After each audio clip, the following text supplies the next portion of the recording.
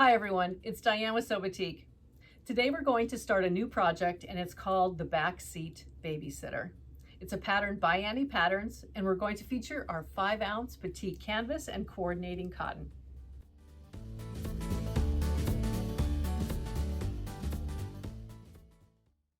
I'm really excited about this project for a couple of reasons. One, I think the organizer is an amazingly well-designed organizer. I think there's nothing better than keeping everything put together in the backseat of your car when you're traveling with your little one, whether it be to a grocery store or miles and miles and miles to grandma's house. Whatever it happens to be, it is a great way to organize everything for your child. There are pockets galore in this organizer. Open pockets, there's zipper pockets. There are beverage holders, so for water bottle, juice bottle, whatever it happens to be. There's also a vinyl covered zipper area for a tablet or a notebook. Entertainment is always a fun thing to have when you're in the car with your kids. So it's really a great organizer. And I think the other thing is it's so functional. So there's an easy way to attach it to the back seat of your car or the front seat of your car, wherever you put this in your car. It's an easy way to strap the organizer onto your seat, as well as it can be used as an organizer for your stroller. So last week we went through Rainbow Gardens here in Mayville. Wouldn't it be great to have this organizer where you take it out of your car, put it on your stroller, walk around the garden, and still have everything that you need in one place without reorganizing everything? It's really a great tool. The other reason I love this organizer and this project in general is because it has a little bit of everything from an experience perspective. So if you are an experienced bag maker and sewist, you're going to make this project up with ease. If you are a new bag maker and are really trying to hone in your skills when working with ByAnnie Patterns, this is also a great way to do that. We're going to quilt with her soft and stable. We're going to attach zippers, mesh, fold over elastic, hook and loop tape. We're going to work with strapping. We're going to work with hardware. We're going to work with vinyl. What else could you possibly want in one organizer? There's so many different things. And I think the thing that I hear the most often about ByAnnie Patterns is the binding, how to put on all the binding and working around curves and working around the inside of a bag. This binding is one simple binding around the outside edge of this organizer. It truly is a great way to work on your skills. So I'm excited about that. Let's talk a little bit about the fabric choices that I made. Over here, we have our 5-ounce canvas. Many of these fabrics, the motifs and the shades, we also have as our 8.6-ounce canvas, which is our heavier weight canvas. I decided on the 5-ounce canvas because I think that's just enough sturdiness and stiffness for this project without overdoing it. And I kind of felt like just working with our batik cotton was not quite enough. And I really love working with this 5-ounce canvas. It's just right in between heavy and a little lighter. So it's perfect. So Bruce and I we went through some of the fabrics and we're thinking to ourselves, well, it's an organizer that's in your car. That's, I think, mainly for kids. You can use this for yourself if you want to organize things that you might have in the backseat of your car. It's not only for a child, but I really wanted something fun, bright, colorful. So what I did is we decided that we were going to choose the Gardenese Divine in the colorway of rainbow. How many colors do you need, huh? This is great. I love this fabric and I think it's perfect for this organizer. That will be the main fabric. And then we decided, we kind of put some of the blues up against the rainbow. I didn't really want to bring out the yellow tones, but I thought, and Bruce agreed, that we should go with the azalea. So this is hand-dyed azalea. This will be the lining fabric between the soft and stable. So soft and stable will be our foam interfacing that gives us that little extra stiffness to the organizer. Gardenese Divine Rainbow as the main fabric. This will be the lining.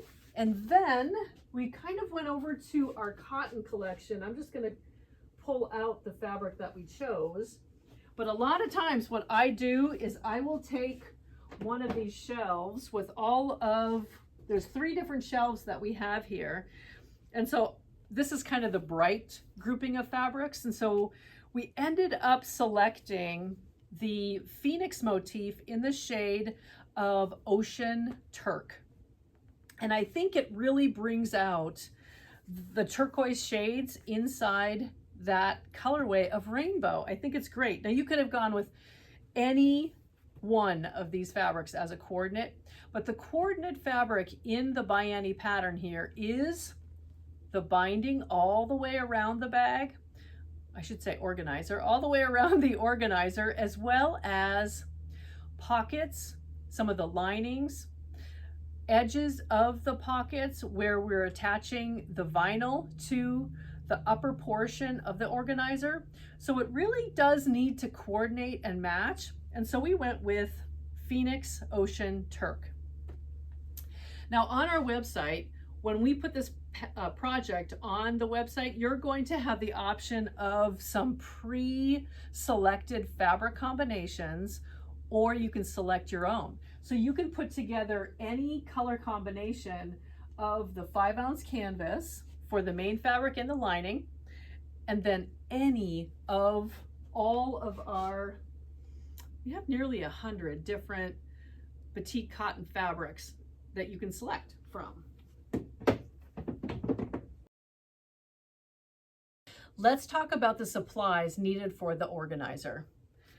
I like to reference the back of the pattern just to keep everything in the same sequence. The main fabric, the lining fabric, and the coordinate all require 3/4 of a yard when you're working with 45-inch wide fabric. Our coordinate fabric is exactly that. It would be 45 inches wide and 3/4 of a yard. The canvas, however, is a little bit different because it is 57 inches wide. I always take a few minutes and draw out a little schematic of how I'm going to cut out the quilted fabric pieces. And it changes just slightly when we have the 57-inch wide fabric. So for this particular project, we only need 5/8 of a yard of the main fabric and the lining when we use our canvas. For the soft and stable, which is going to be quilted between the two, I also worked with 5/8 of a yard, and the soft and stable is 57 to 60 inches wide. And so that works out beautifully. I did use my long arm to quilt the main fabric, soft and stable, and lining, but we'll get to that in a minute. The next notion that you need for this project is the mesh. I had such a hard time trying to decide what color to use for the mesh, and I'm actually going to hold this up here for a minute. So the main portion of the organizer will be Gardeny's Divine Rainbow. I did decide on the atomic red shade of the ByAnnie mesh. I looked at dandelion, I looked at white, I looked at parrot blue, and if you follow us on social media, you guys all voted on which color I should select, but I did go with the atomic red. And when you're looking at a package of the mesh, you're seeing a lot of color, a color intensity. And so if you were to look at that against this fabric, you would say, all I see is red. That's just too bright. But only one layer of the mesh really is what's needed.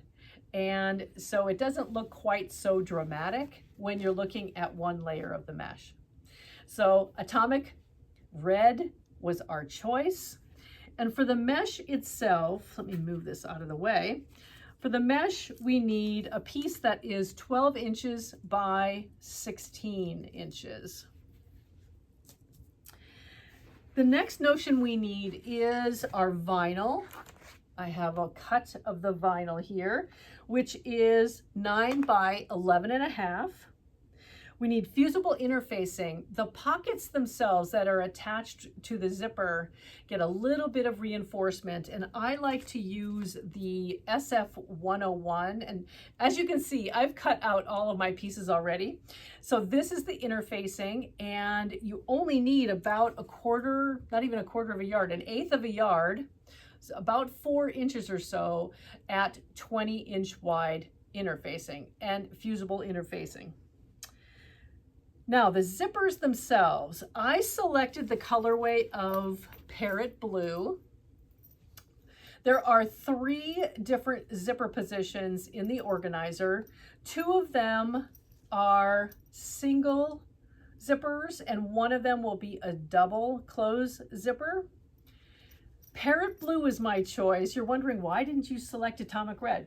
Well, Parrot Blue, because it's really attached to our coordinate more than it is any other portion of this bag. And so I just decided that instead of having high contrast, I was going to have it melt right into the colorway. This project uses 1 inch, not 1.5, but 1 inch strapping. And so I've cut all of the strapping. Now the strapping itself is used for the overhead strap and the strap that goes around the seat. You'll need about 2.5 yards of the 1 inch strapping. Now, I have to tell you, I don't have the hardware sitting here. I thought I had 2 packages left of the black plastic hardware that's needed for this bag, and I have none.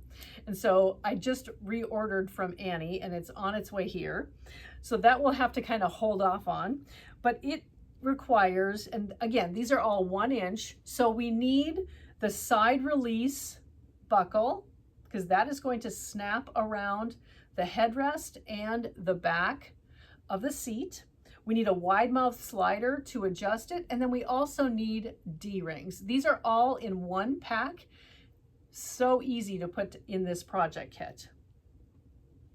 The next thing we need is fold over elastic. I selected the colorway of Parrot Blue for the fold over elastic, and we need 1 yard. It's used to actually allow our mesh pockets to have a little bit of movement and a little bit of stretch. So if we're putting books in there or pencils in there, whatever it happens to be, that it has a little bit of give. And then we need 2 little pieces of hook and loop tape, which I call Velcro. And matching thread. That is it. Now, if you have followed any of my ByAnnie tutorials before, or bag tutorials, you'll know that I like to coordinate my thread to be almost exact to the fabric itself. I like the thread and the stitches to just kind of, and I use this phrase a lot, but melt right into the fabric. And so when I quilted this color combination, I used the Fantastico thread by Superior Threads. And this is a 40 weight thread, and it's the variegated thread, and I just think it turned out beautiful for quilting. And then in my bobbin I used red, just a standard red 40 weight thread. That is everything that we need for our Backseat Babysitter Organizer. Let's get started with the steps to create all of the coordinate pieces. The first thing that I recommend is to pre-wash your fabric. It's really important to get rid of any excess dyes and wax from your fabric and just prepare it for sewing up the organizer. I recommend Synthropol. It's a soap that you put in your washing machine in the same tray you would any detergent. Use lukewarm water, wash it up, put your fabric in the dryer, let it dry, and then press your fabric and have it ready for the organizer. I have already taken the time to quilt up the main fabric, the lining, with the soft and stable inside. And I just put this on my long arm and did an edge to edge. And this is kind of a champagne bubbles was the name of the edge to edge design. And it's really pretty cute. If you don't have the access to a long arm, no worries. These are small enough pieces to quilt on your domestic machine. I just use my long arm because I have one, but your domestic machine, just find some really, really fun design, and whether it be straight stitching or cross hatching or just some wavy designs off your sewing machine, make it simple. And here's why. If you take a look at the organizer picture one more time, you're going to see that the organizer is covered with pockets and it's covered with mesh, and also the coordinating fabric with the vinyl up on top. So don't worry so much about how your project is quilted. It is just a simple way to make sure that the lining and the main fabric and the soft and stable stay together. Once you have everything quilted up, and it's just 2 pieces that you quilt up, from those 2 pieces, we need to cut. This is 5 pieces that are needed for the project, okay? So we need our main fabric for the organizer. This measures 23 by 15 inches. We have 2 pockets that measure 9 inches each. These are for the beverage holders. We have 2 other pockets, which both are 15 inches wide, so they're the width of the organizer. One is 6 inches and one is 6 1/4 inches. One thing to also remember is anytime you're working with quilted fabric, we want to secure the edges all the way around by stitching 1/8 of an inch away from the edge.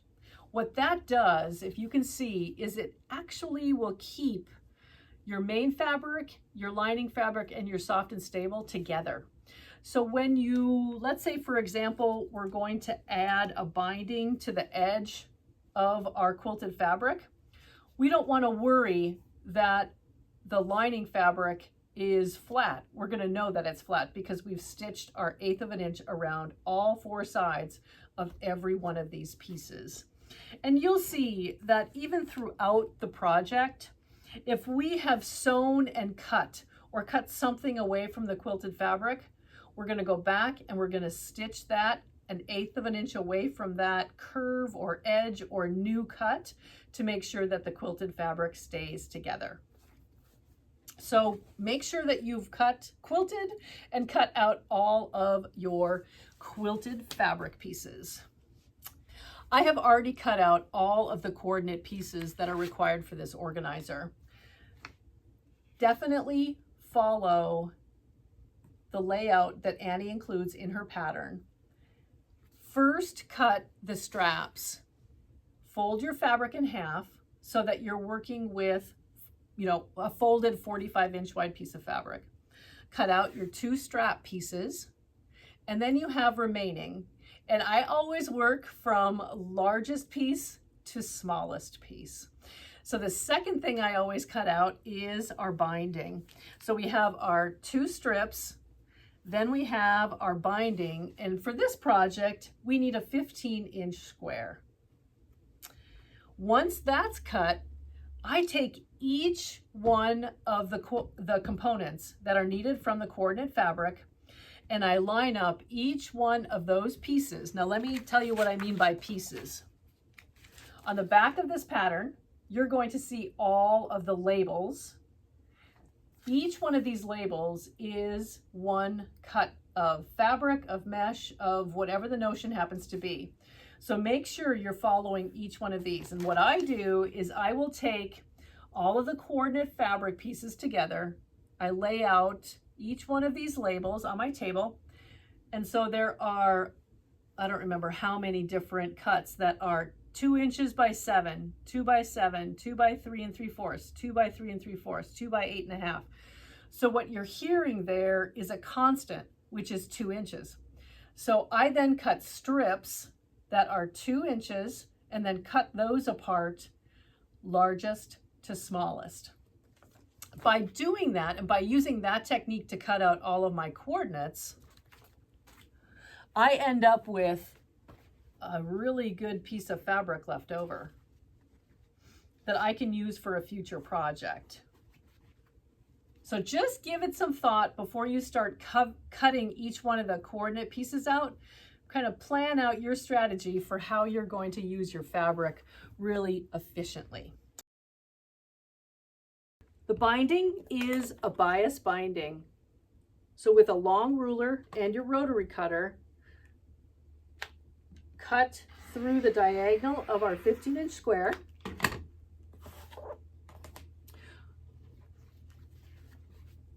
With right sides together, we're going to stitch a 1/4 of an inch along this edge, come back after pressing it open, and we'll cut our binding strips.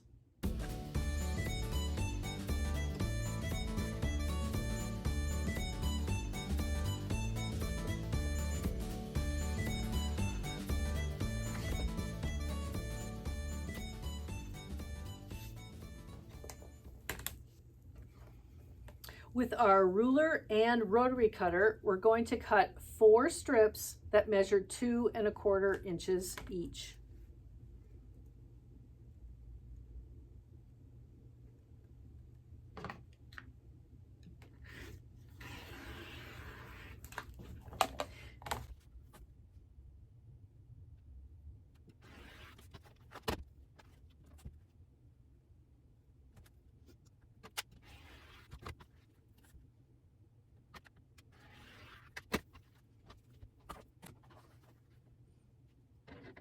Next, let's nest our strips right sides together.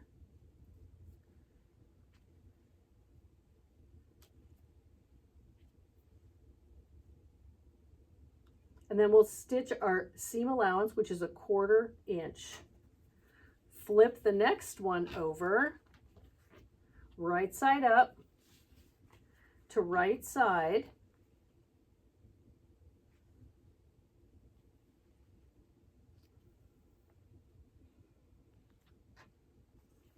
Next one.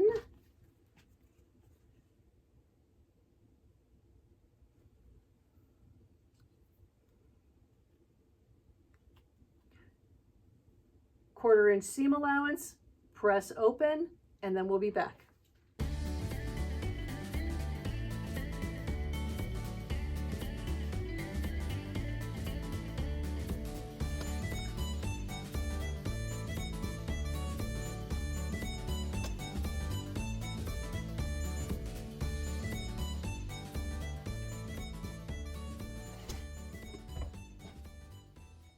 If you're a quilter, we always press our binding in half and have it ready when we need to bind the 4 sides of our quilt. When you're working with ByAnnie projects, you don't need to press your binding in half.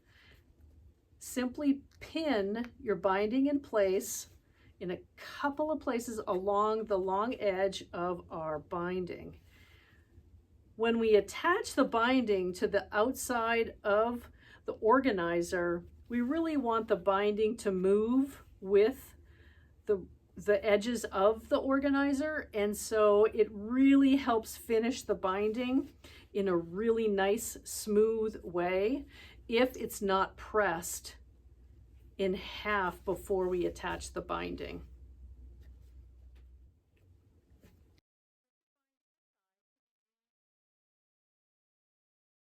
Set your binding aside. This is the last step of our project, is to attach the binding. In the center of the table, I have every component that's needed for pocket A, which is our vinyl pocket. Pocket A is the top portion of the Backseat Babysitter. I like the design of this pocket for a couple of reasons. There are 2 zippers. It's very creative. We can open the top zipper, slide our notebook in, but the side zipper allows us to attach our power cable, a headset, or whatever accessory we want to attach to the notebook. So whether or not it's an iPad or a whatever, doesn't matter, as long as we have access to any of the ports. And so the 2 zippers are a great design. Here's the sequence for putting together the pocket. We're going to, first of all, we need to fuse the interfacing to the side pockets and to the top binding. Once that's done, we get to assemble all of this. The first thing we're going to do is attach our side zipper to the vinyl pocket. And this pocket measures 7.5 by 11.5. Once that's attached, we'll attach our top binding to the vinyl. This will make it really easy to attach the top zipper to this pocket because we're actually attaching it to the binding fabric. That'll be added next. And then we have our pocket sort of set. We'll then attach our side facings to the center pocket. We'll come back and we'll finish this off by attaching the top facing to the top of the zipper and the bottom facing to the bottom of the vinyl and its side facings. With the wrong side of the vinyl against the wrong side of the zipper, we're going to sew a 1/4 inch seam away from the edge of the zipper.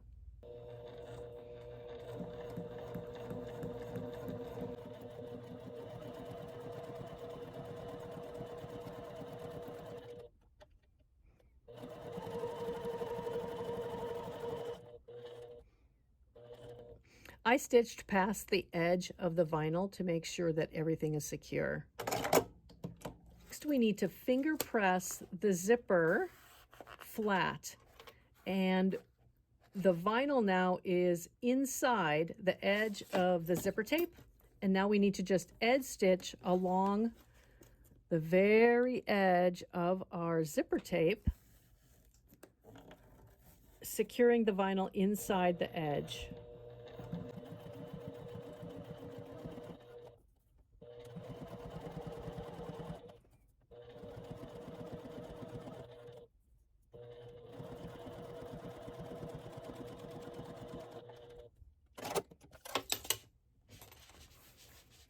That looks great. Let's stitch across the end of the zipper tape a few times because we want to tack this down, and on both sides. Move our zipper tab inside, tack that down.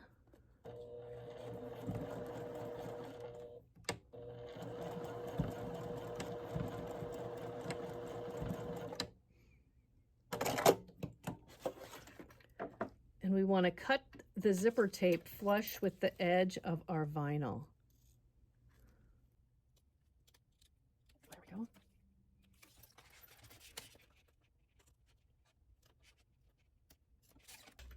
Next, we want to add the top binding to the top edge of our vinyl, and this is the top binding strip. Fold the binding in half. I like to fold it and clip it in place before attaching it to the piece I'm going to sew it to. We're going to attach it to the back side of our vinyl. Line up your edges.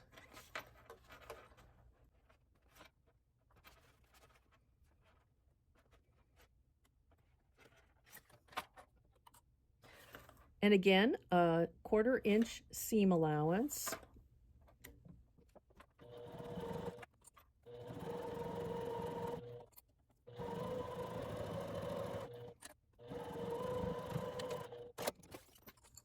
And next we'll pull the binding around to the front and top stitch in place.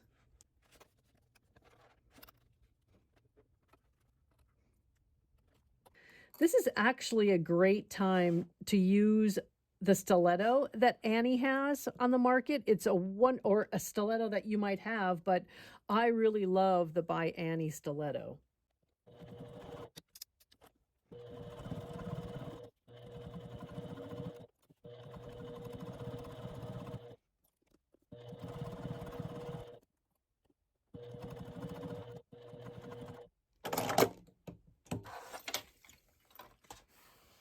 Very nice top stitching.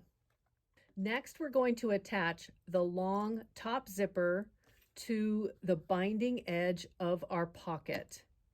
This is actually a really, really cool step because we're going to slide the zipper all the way over to the right or to the left, depending on the direction of which you have your zipper pull.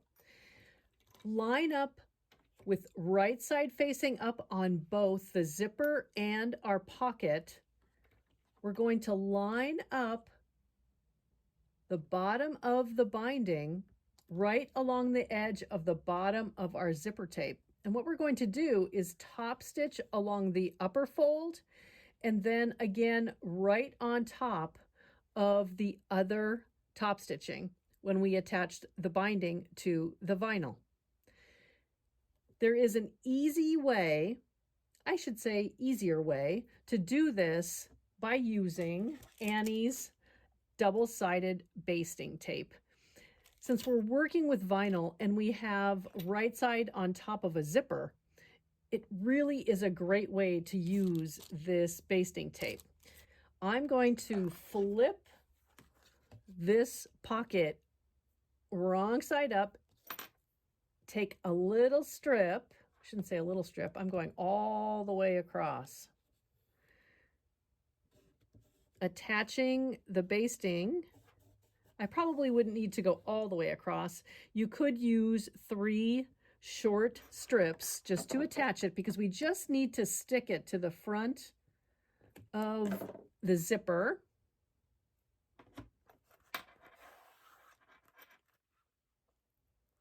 Double-sided basting tape is a wonderful substitution for pins.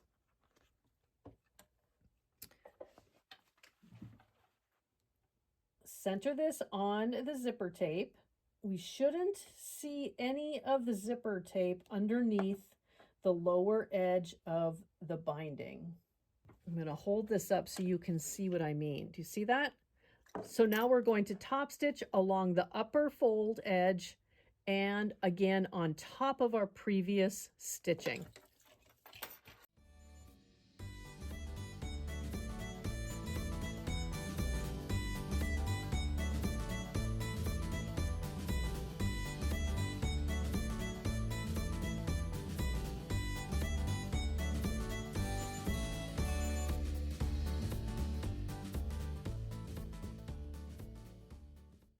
Slide your zipper tab in,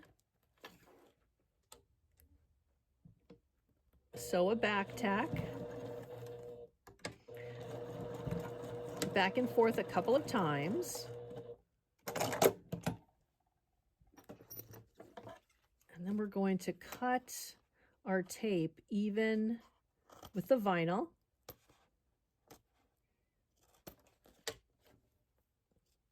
We'll do this on both sides. Here is the left side facing and the right side facing. Both of these with right sides together. We'll sew a 1/4 inch seam allowance. We're going to fold this over, finger press it, and then top stitch it a 1/4 inch away from the folded edge. We'll do that step for both facings.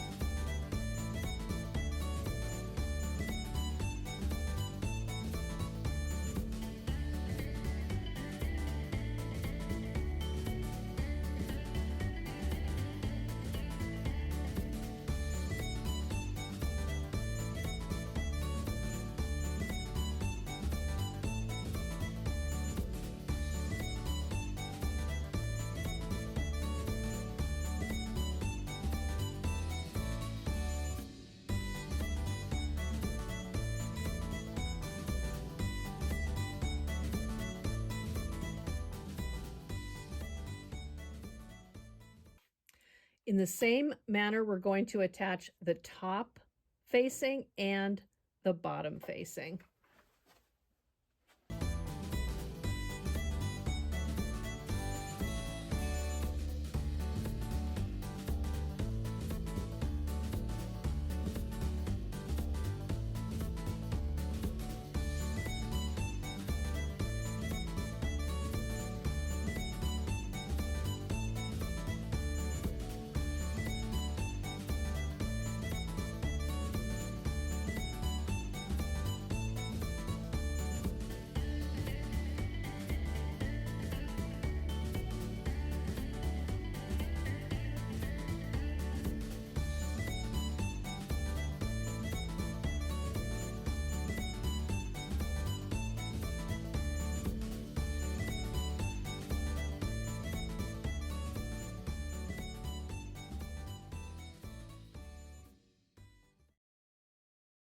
Pockets B and C are next, and those pockets are the mesh pocket with fold over elastic sewn to the top edge. I like to take the fold over elastic and just press it in half with a finger press. It sort of gets that crease in place without adding a lot of pressure to the elastic itself. And then I use clips or pins to clip this in place. I clip one on each end of the mesh.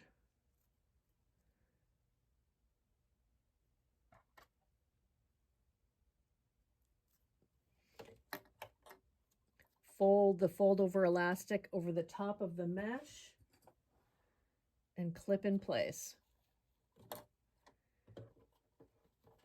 The tricky part with the mesh and the fold over elastic is not to stretch either one out of proportion.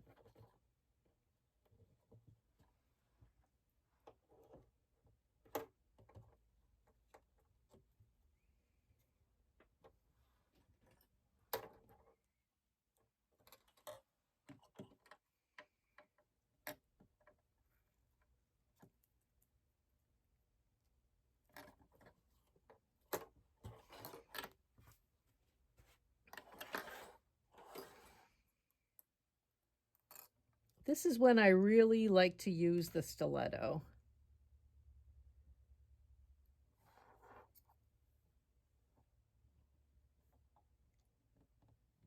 We're going to top stitch right along the inside edge of the binding.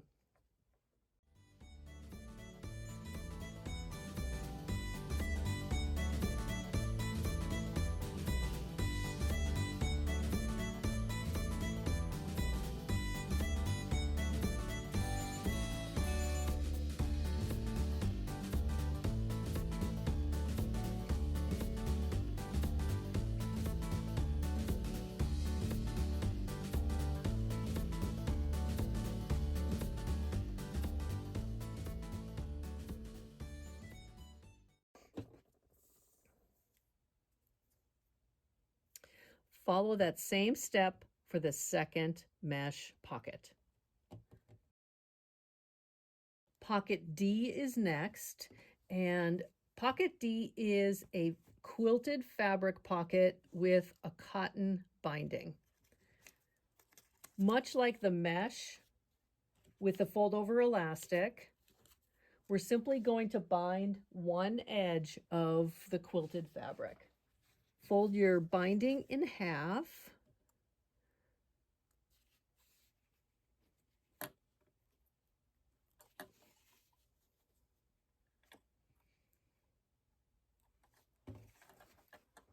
Wrong side up. Attach the binding to the wrong side, and we're going to sew a 1/4 inch seam all the way across the long edge. We're going to pull that binding over to the front side of our pocket and top stitch.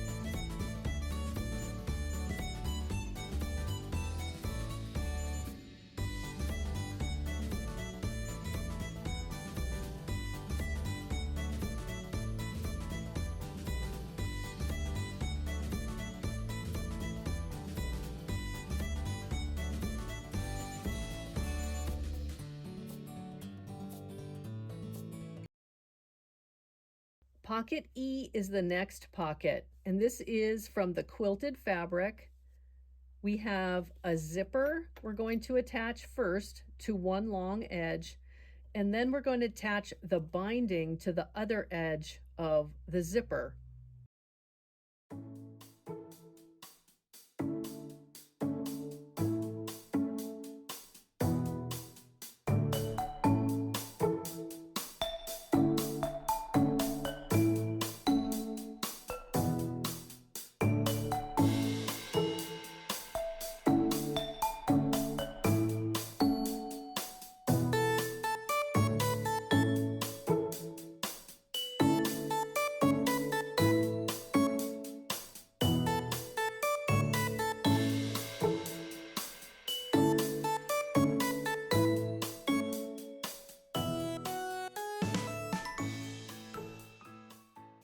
Now we're going to finger press this away, but on the back side, we want to make sure, I'm going to slide that underneath there so you can see, but we want to make sure that the zipper tape is flat against the wrong side of our quilted fabric.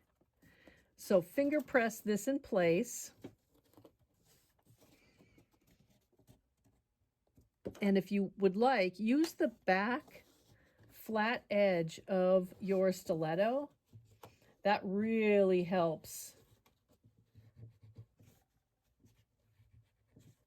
It makes everything nice and flat. Well, as flat as it can possibly be, putting all of that bulk inside the edge of the zipper tape. And I actually roll this back over and try to just make sure it's tucked underneath and just press a little bit more. There we go. Okay, next we need to top stitch, but what I'm going to do is flip this over. I'm going to stitch from the wrong side of our zipper.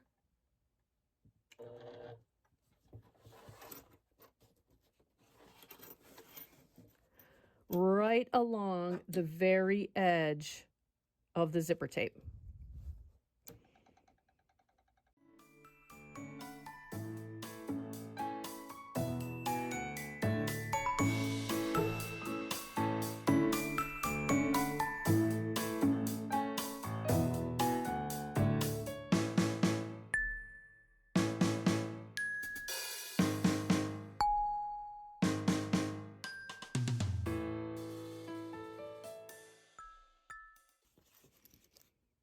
Next, we're going to bind the top edge of our zipper, and I'm going to fold this in half and add a couple of clips.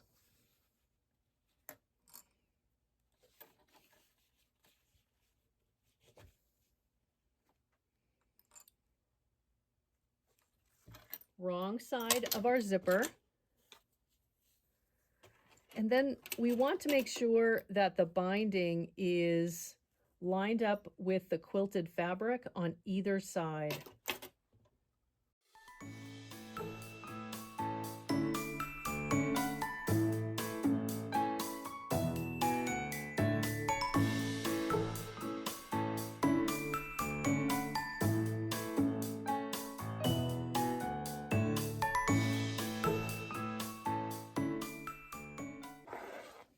And next we're going to finger press this away from the back.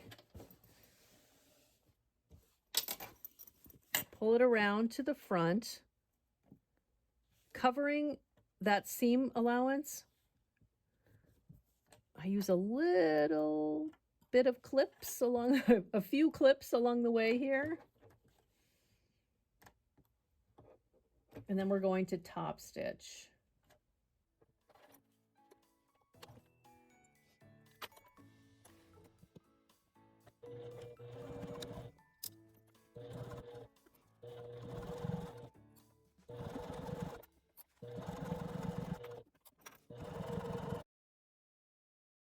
Our next two pockets are pocket F and G, and these are the water bottle holder pockets. So we're going to do a little bit of three-dimensional sewing. The first step is to take your ruler and pencil. I've used one that will disappear once we iron it. We're going to mark 3 inches in from each side and 3 inches up from the bottom. 3.5 inches in from both sides and 3.5 inches up from the bottom. And next what we're going to do is stitch along the lines to create crease marks.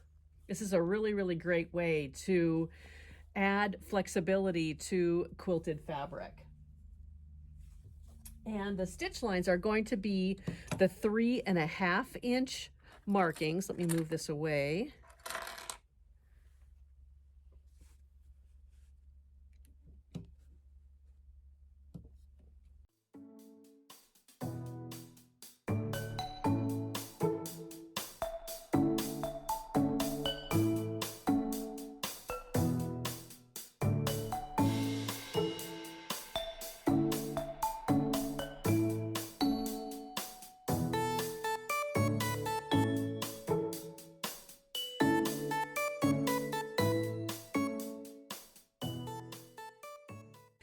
The one thing that I did not mention when I first started stitching this is that your thread, think about your thread, because it will be on the outside front portion of the water bottle holder. So if you want to change the thread, I did not change mine because I think the blue is going to look really cute, but I could have changed it to be the variegated thread so it looks like it's part of the quilting technique, but I did not do that. So just think about your thread before you start stitching on the main portion of this pocket. But the next thing we're going to do is on the top, we'll add binding to finish off the top edge of both F and G.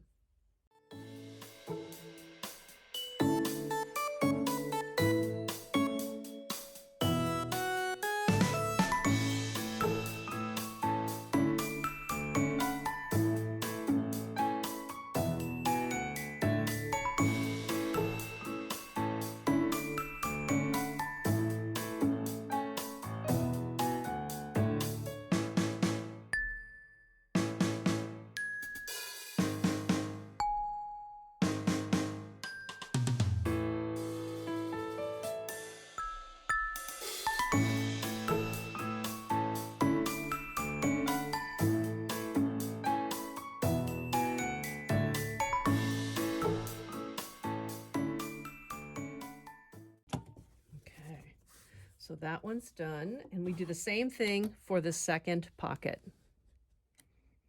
Next, we're going to cut away each of the corners. Follow the 3-inch cut mark that we made earlier.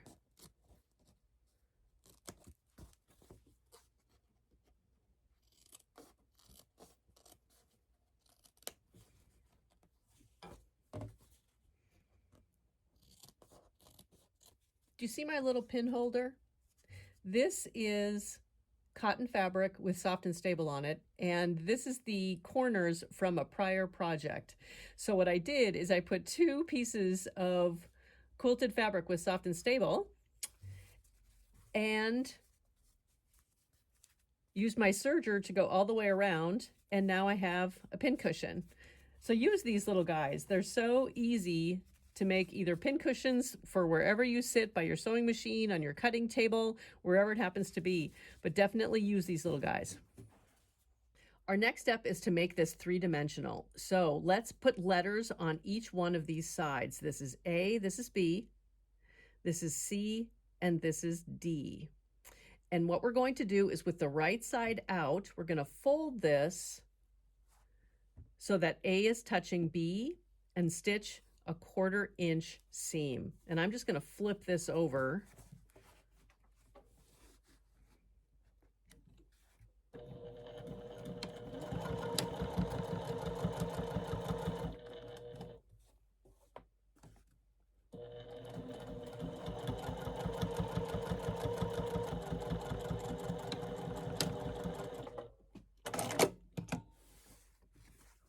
Next, we need to bind the edge that we've just sewn. We have 2 bottom binding pieces. Fold one of them in half. And we're going to clip it to the straight edge So let's call this the straight edge and this is the pointy edge, but to the straight edge, we want that to be flush. So I'm just going to clip that there. And then we're going to sew right across here, attaching the binding, and then we'll flip it over and top stitch.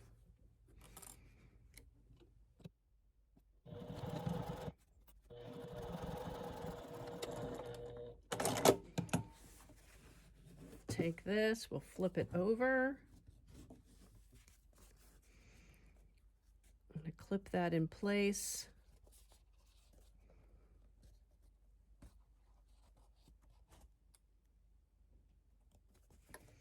And then on the end, we want to fold that in to cover that point and then fold the binding down in place.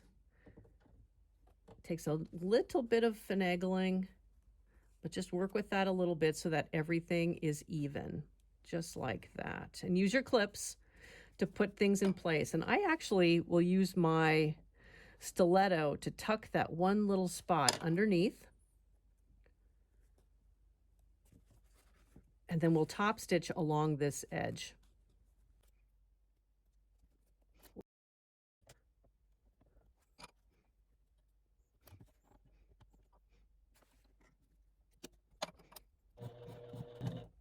And go slow here because you're working through a lot of layers. I like to backstitch to keep things in place.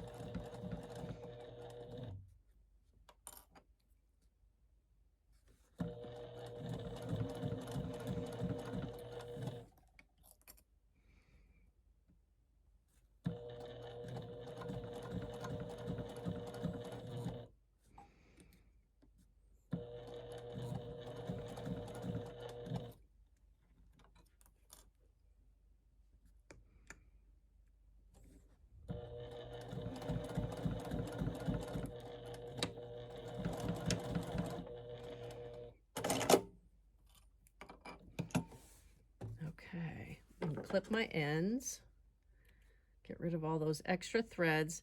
And now we're going to do the same thing to, you see how this is going to turn out? Eventually we'll flip this right side out. So next we want to do the same thing to sides C and D.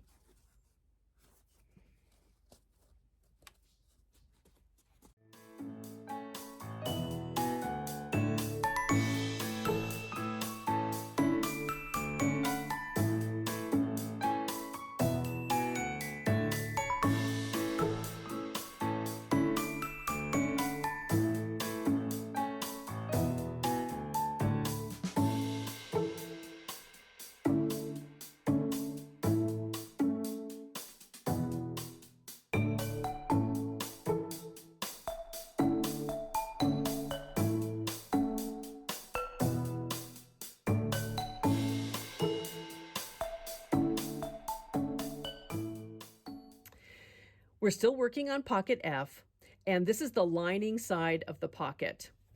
What we need to do now is attach the side binding to the left edge of our pocket. Now this is as you're looking at the lining side of the pocket. When we get to pocket G, we're going to attach the side binding to the right side of the pocket. Now I want to really describe this for you because I find the instructions to be just a tad bit vague. Normally, when we're working with binding, we attach it to the wrong side of the fabric. We're going to pull it around to the front side and top stitch. I think there's a little too much bulk at the top when I did this on pocket G. And I'm going to grab pocket G so you can see exactly what I mean. So on pocket G, let me flip this over. We bind the right side by attaching the side binding to the front side of the pocket, pulling it around, folding the top edge down and then over. I get a much cleaner look. And so the front of the pocket looks really straight and flush. And I like the top stitching on the right side of the project that I'm working on. So I am doing this in reverse. So just know that, and hopefully you'll understand what I'm saying, and do this any which way that you'd like. If you'd like to attach it to the lining side and pull it around to the front, that's fine as well. I'm just showing you something that's in reverse because that is just simply for me. That's how I like to do this. Okay, so we're going to attach this to, I got to make sure I'm doing this the right side. Okay, there we go. And down. The other thing I want to mention too, when I'm working with this canvas is thicker than cotton. Of course, you know that. Oh, first of all, this needs to be flat against the bottom side of our water bottle holder here. So it's flush with the bottom of this base. So just tip that over so it's facing the bottom, okay? Okay, now we're going to stitch our 1/4-inch seam. What I was going to say about the canvas is it is thicker. I am using a slightly narrower seam when I do my 1/4-inch seam because of the bulk of the canvas. We have 2 layers of canvas with the soft and stable. In order to get the binding to fold around the edge of our quilted fabric, we need to have a little bit more fabric. And I did not increase the width of the binding strips. What I'm doing is taking slightly narrower seam allowance.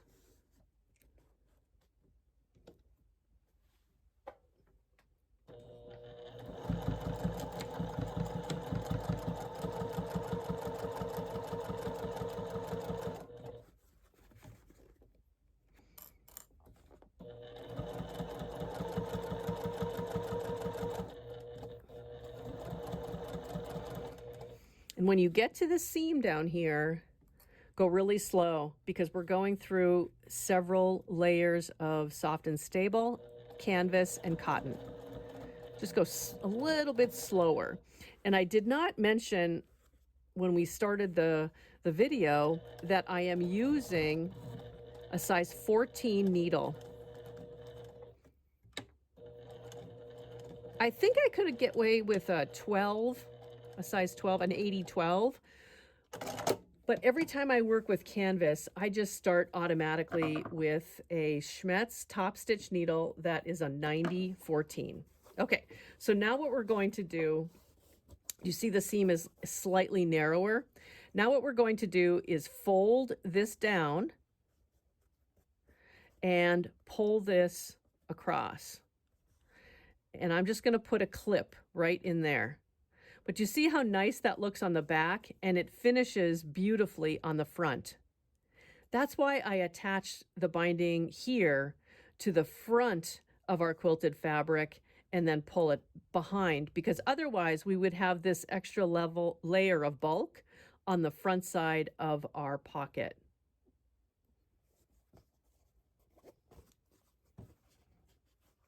And clip along the way here. Now remove some threads. I always forget to clip my threads when I'm working with binding. It just makes it easier to make sure everything is covered nicely.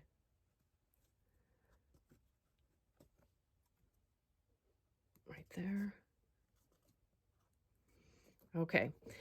When I was working on Pocket G, I did use double-sided basting tape right in the top edge. And I'm going to do the same thing here because I'm top stitching on the right side of this binding, not the wrong side, because I just like how that looks.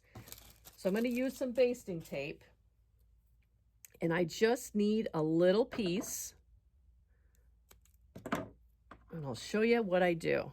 I'm going to unclip this, take the basting tape, slide it right in here.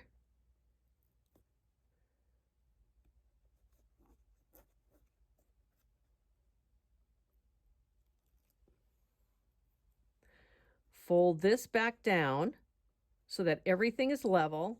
Pull that in. There we go. You see how nice that is? And now I don't necessarily need a clip to hold it in place. I'm going to put it there because I'm going to take it off again once I top stitch. but it just gets everything in place. And now we're going to top stitch on the right side of the binding. And I start in because I don't like to cut threads at the top of an edge. I like to cut them inside, and that's another reason why I like to backstitch.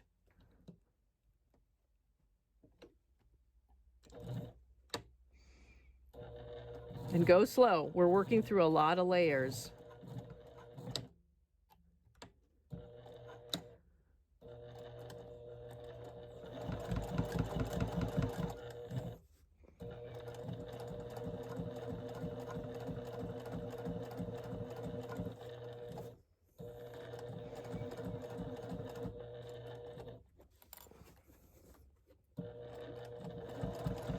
I know you're sort of working blind when we're doing it this way because we're trying to keep the edge that we've folded under towards the back of the pocket in place. But once we're done here, I'll turn it around so you can see how this finishes. Actually, I can see right here that that needs to go under just a little bit more. There we go. And go slow because we're going through a lot of bulk when we get down here.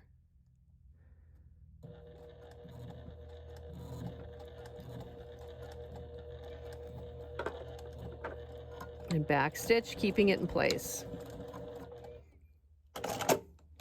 Okay, let me clip this thread. And do you see how it's nice and flush along this edge, and we still get the top stitching that we need all the way across? It finishes it really, really nice. That is pocket F and G. So now we have our left side that's bound on F, and on G we have the right side. And these will be attached to our pocket grouping once we get to assembly. Next, we're going to prepare the straps. So we're going to need our hardware, the strapping, and each one of the coordinate fabrics for the straps. There is a short piece, and then there's two long 43-inch strips of fabric that we're going to turn into each one of these straps. I've already worked on one and thought I would come back and share with you each one of the steps to prepare the straps. What I'm going to do is fold the long strap, and this one is done the exact same way. Fold the long strap in half, and we're going to sew a seam a 1/4 inch away from the open ends all the way along the long edge. Come back over here, and we're going to press this seam open. And what I do is I'm going to turn one side back and press it open. Then we're going to use whatever technique you love, whether it be a safety pin or a turning tool, whatever it is that you like to use to turn your tubing inside out, or right side out, we want to use that. So I'm going to come back and do that. Then we're going to press this flat with the seam down the center of one of the long sides. Okay, that's going to be the back side of our strapping. Once we've finished both of those remaining pieces, then we're going to cut these into the right lengths, insert our strapping, and attach our hardware.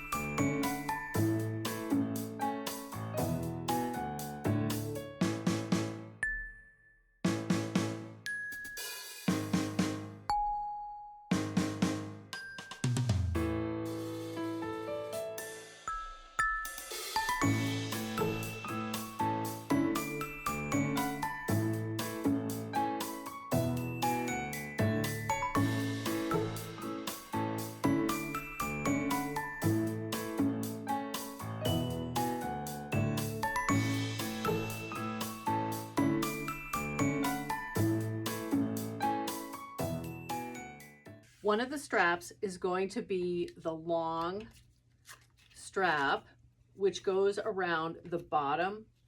I'm going to set aside the 3-inch strap. So this is going to go inside that particular strap. But first, I want to measure off. We're going to cut this strap into 3 individual pieces. The first one, I'm actually just going to mark them to make sure that I cut everything the right way. We need 21 inches for the top strap.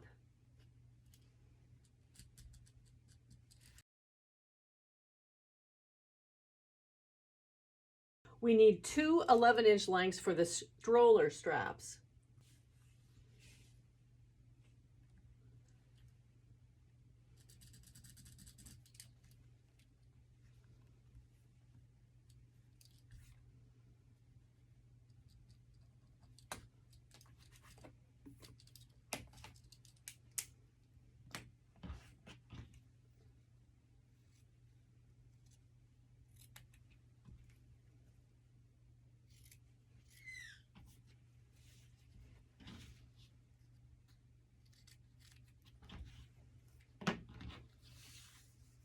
The smaller strip we're going to cut into 2 3.5-inch segments. So let me measure those off, and then we'll cut that apart.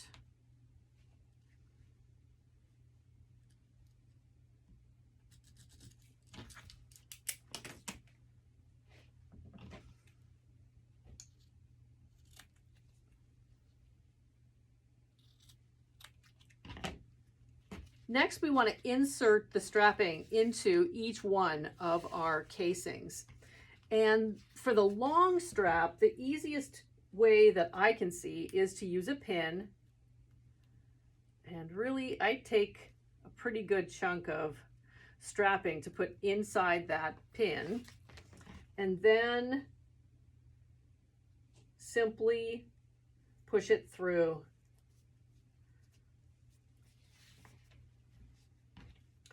The shorter lengths are a lot easier to work with, and sometimes you don't even need a pin to slide them right in.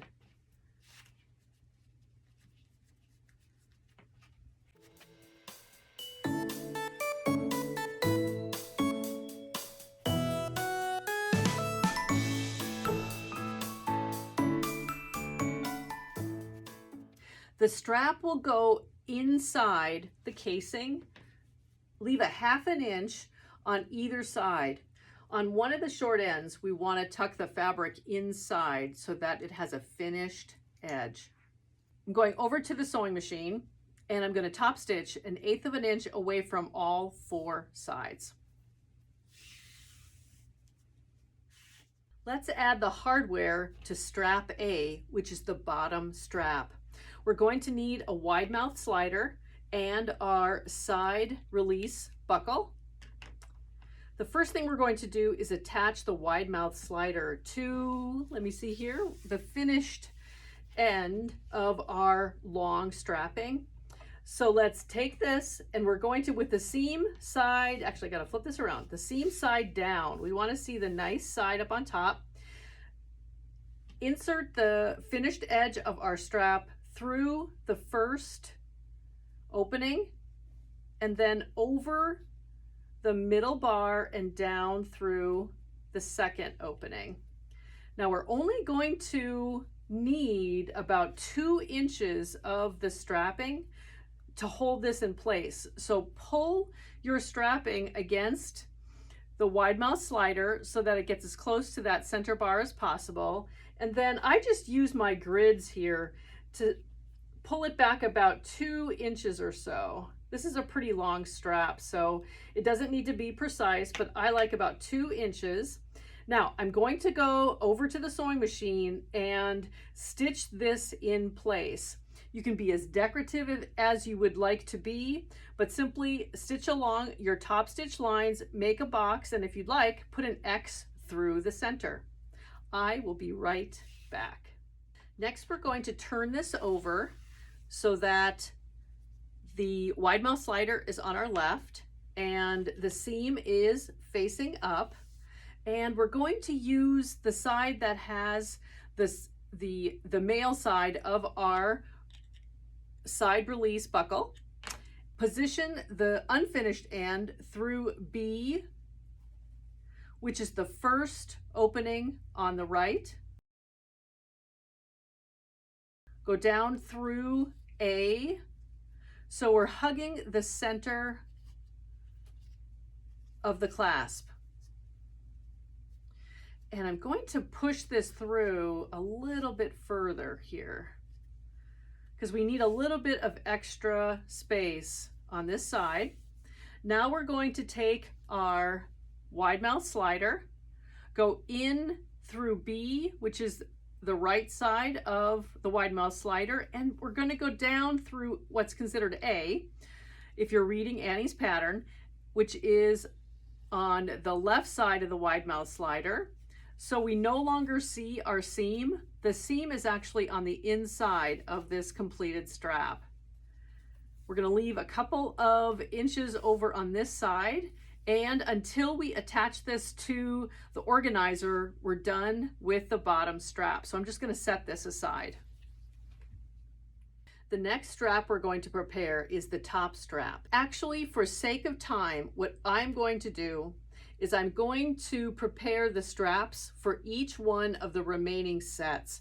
So the top strap, we're going to insert our strapping and finish one edge of our short end, and then top stitch all the way around 1/8 of an inch away from all four sides. And then we'll come back and we'll put the hardware in place just like we did the bottom strap. It'll look exactly the same way. I'm going to insert the poly strapping into our stroller straps. These do not need to have anything other than a raw edge on both sides, but we still need to top stitch. So we're going to top stitch around all four edges after we've inserted the strapping. And the same thing for the short ends of the top and the bottom clasps.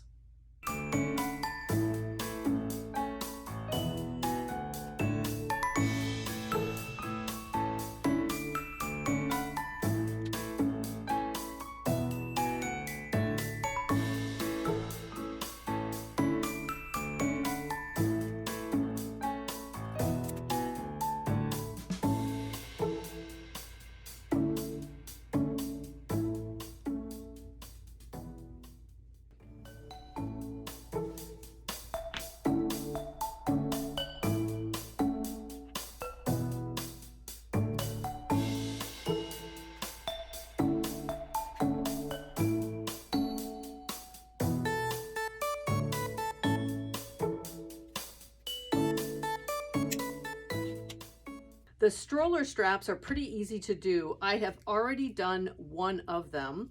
And so we're going to take and place the wrong side, which is the side with the seam, and our finished edge on our left side.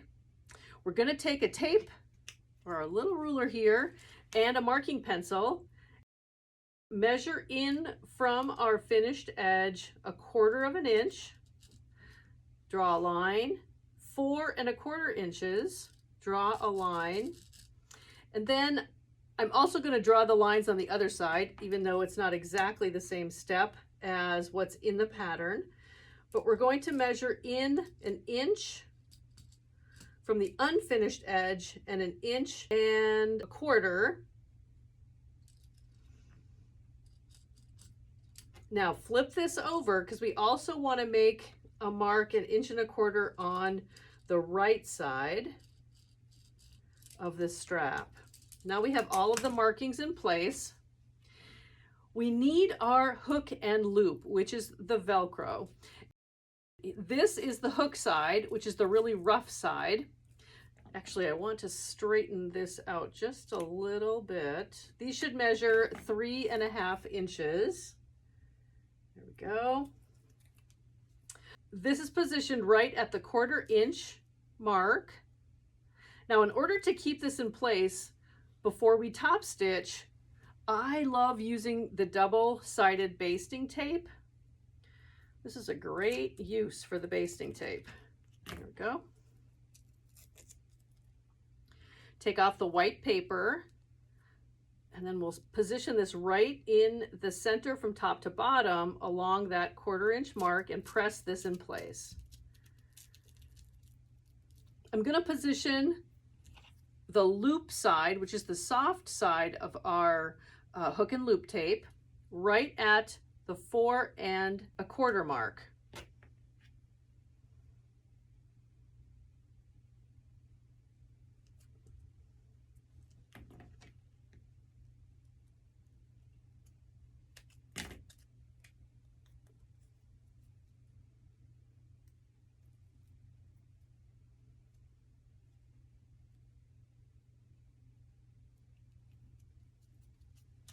Move that out of the way.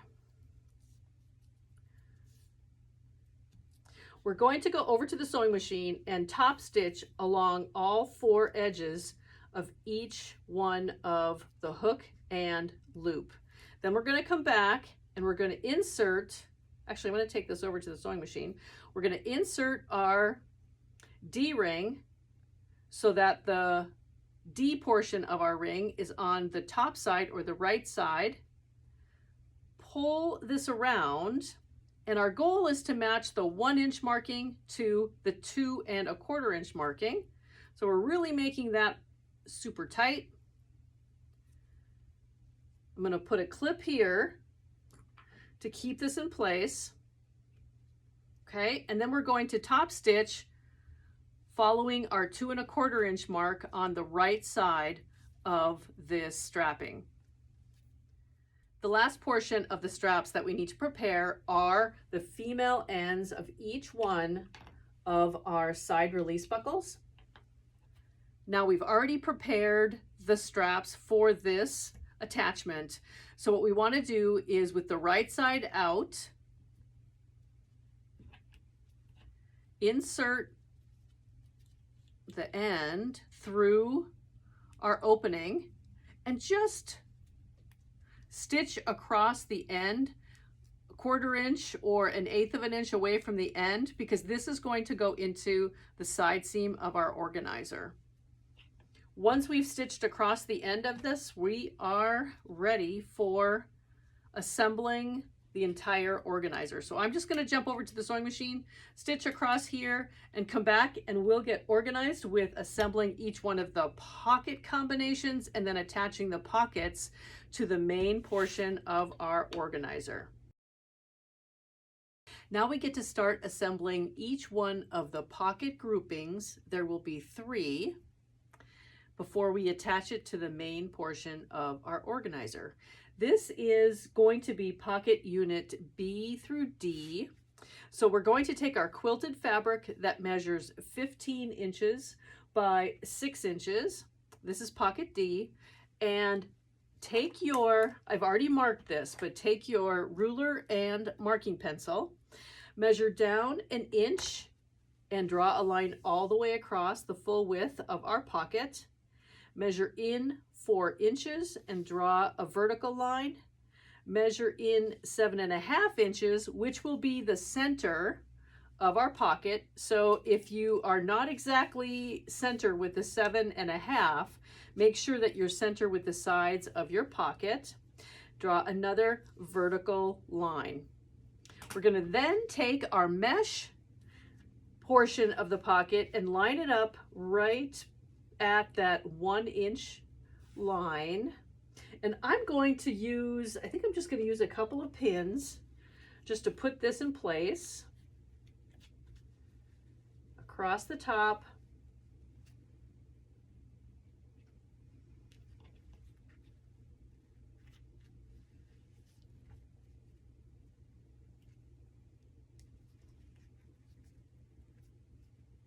And then also across the bottom. You're going to notice that the mesh extends beyond the 3 sides of the pocket. This will be nice because once we stitch this in place, which is what we're going to do next, we'll trim the mesh even with our quilted fabric.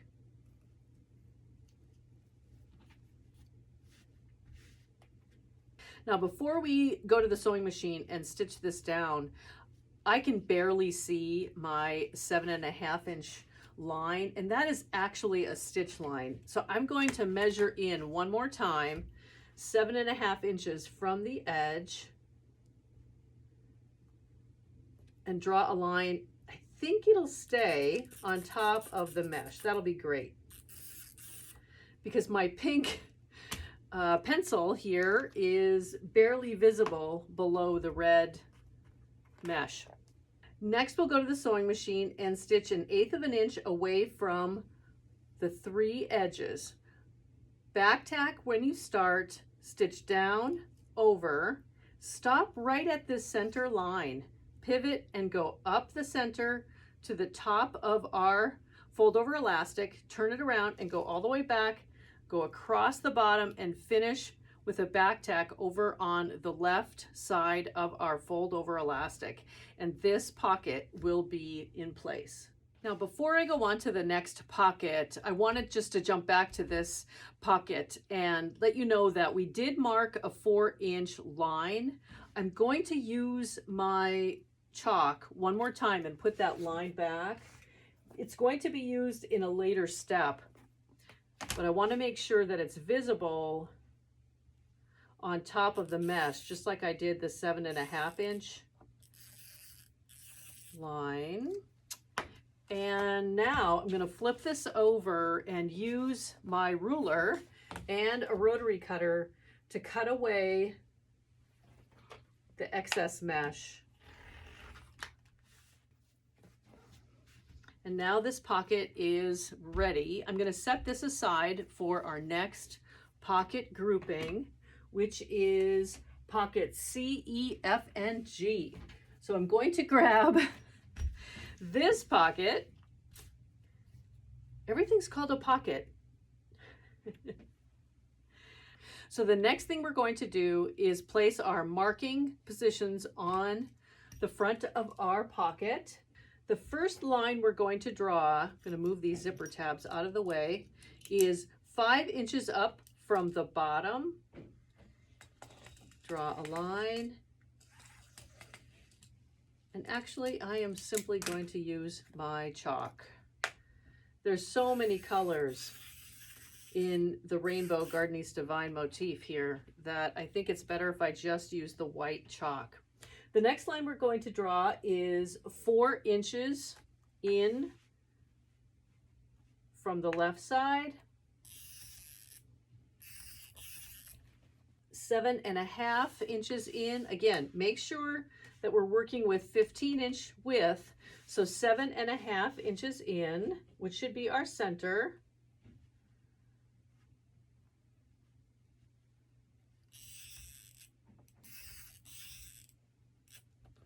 And 4 inches in from the right side.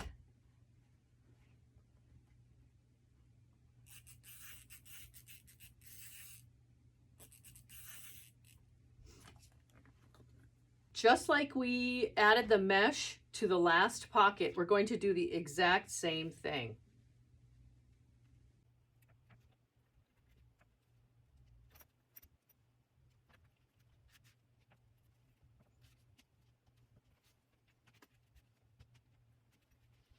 At our sewing machine, start at the upper right, stitch down, and again 1/8 inch away from the edge, stitch across to the center, up the center, turn your needle around, go down, over, and finish up in the left corner. And I like to back tack on both sides just to give it a little bit more reinforcement.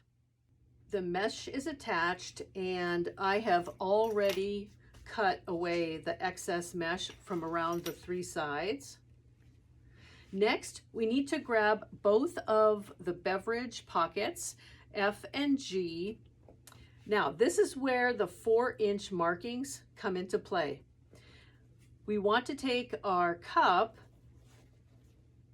with the top edge of the cup along the bottom edge of our zipper, or I should say the top edge of the quilted fabric. Take a pin, lining it up right on that 4 inches, and position that in place. Because what we're going to do, I'm just getting this started here, we're going to stitch 1/8 of an inch away from the edge of our binding, all the way down around the bottom and up the left side, attaching this 3-dimensional cup to our pocket. So I'm just going to pin, I'm using extra long pins. These are flathead. I use these when I quilt, but this is a long pin, and just position them in place in a couple of spots. Just try to get the pocket kind of going around, and it is going to have a curve.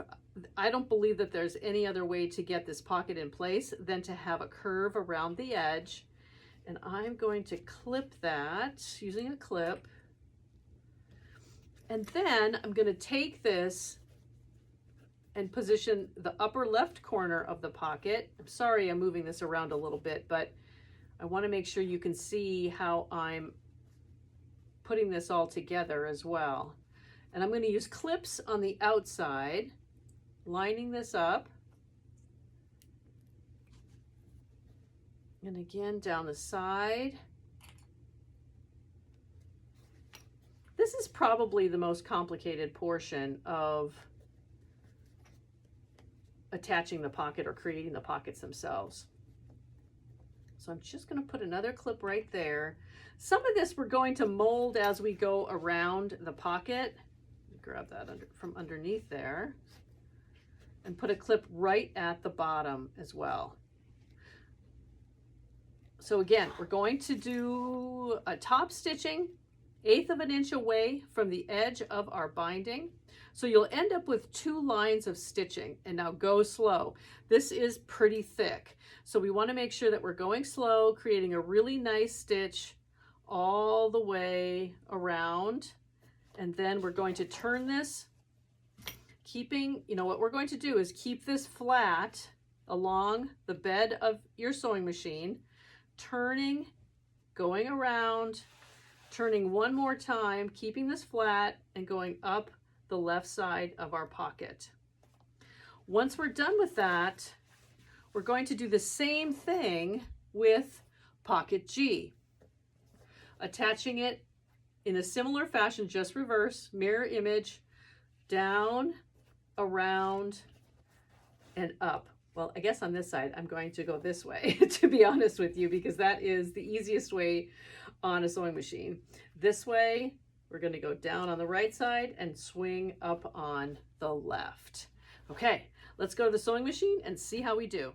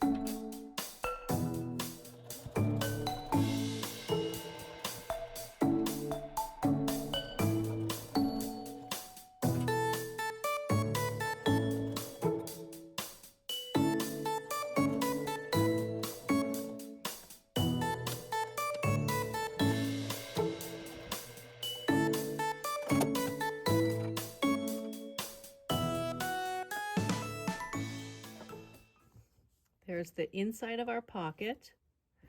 And the mesh is inside. What a great little holder, little extra space. So here is our pocket going all the way around, all the way, and then back up the left side. Now I want you to know that I made a change. I think by using canvas, the amount of fabric is shrinking everything in. I was not able to go all the way over to the 4-inch line. I don't know if you can see that here. The 4-inch line is about 1/4 of an inch away from my folded edge. When I positioned this pocket down right on that 4-inch mark, I had a lot of bulk on the underside of this pocket. So I started in 1/4 of an inch to make sure that the spread down here at the bottom of the pocket had no puckering and no bulk. Because in reality, we have our pocket here, and then we have our water bottle or beverage compartment. 1/4 of an inch won't make a difference. It's more important to make sure that we have a flat bottom to this pocket, because once we put pocket G on this side, we're going to bind the bottom edge of this pocket, and then we'll seal all of these uneven edges inside that binding. So I'm going to go back over to the table. We're going to pin on pocket G and stitch that down.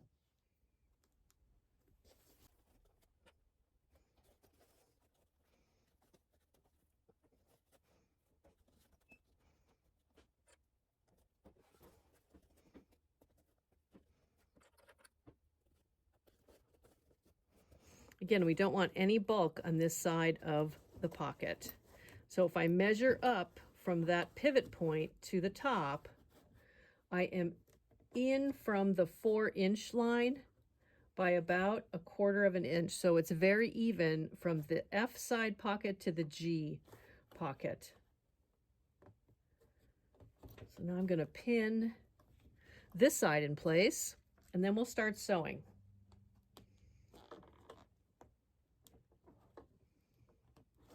This is probably a good place for using the double-sided basting tape as well. I just thought that if I needed to move anything, I didn't want the pocket stuck to any one spot, especially to the mesh itself. So I'm using pins instead. And you have to use really, really strong pins. Otherwise, they will not go through the multiple layers of canvas, mesh, and soft and stable. Okay, we're going to mold that around there. I think I can just clip that in place. And there we have the back is flat and the top is flat. So this will be a great way to get this stitched down. Now I'm going to start on the left side, moving the pocket over, and I'm just going to stitch this down using 1/8 of an inch all the way around. And I backstitch, always placing my needle down within my stitch line, going back and then starting.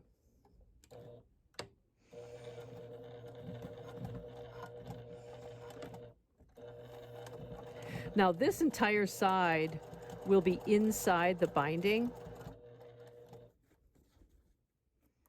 That's why it's only 1/8 of an inch. We won't even see any of this stitching. And definitely use your stiletto.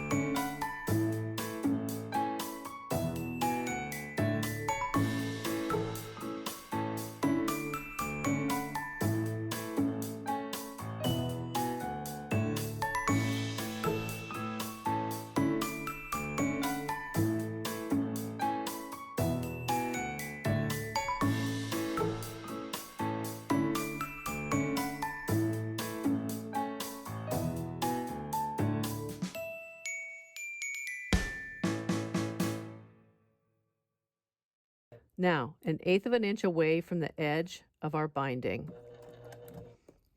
I'm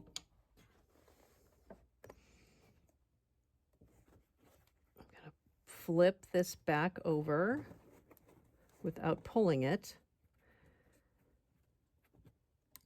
Make sure the presser foot is down. Now we're going to glide this around.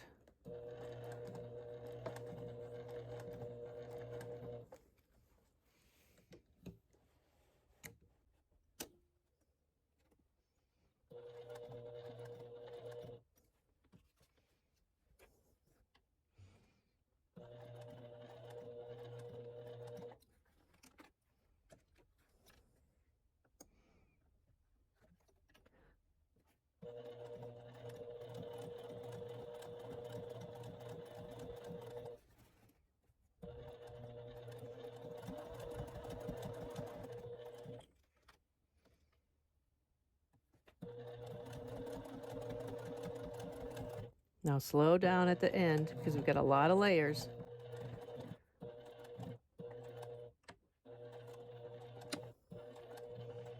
Now I'm going forward and back a couple of times. This is a water bottle pocket, and that is going to be a pressure point, and I really want that to be secure. I think that's enough times. Okay. Okay. Now let's see what this looks like.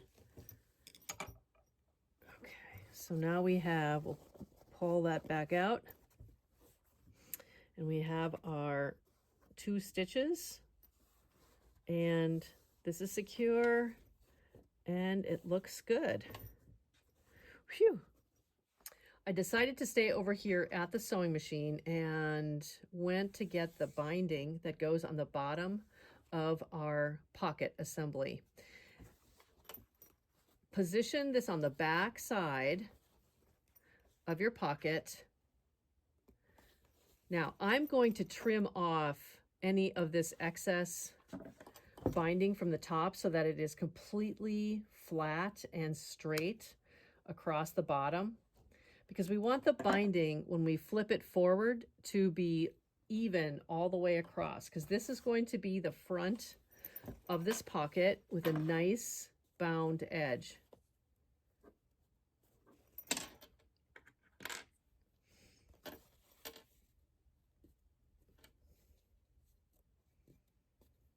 Now we're going to have to really go slow.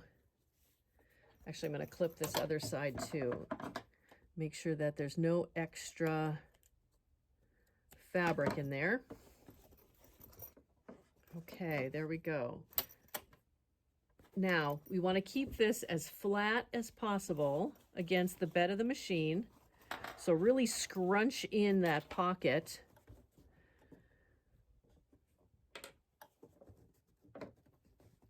And I'm going to use really a scant 1/4 inch because I'm working with more bulk to go around to the front. When we pull the binding around to the top, we want it to cover the stitch line that we're about to make.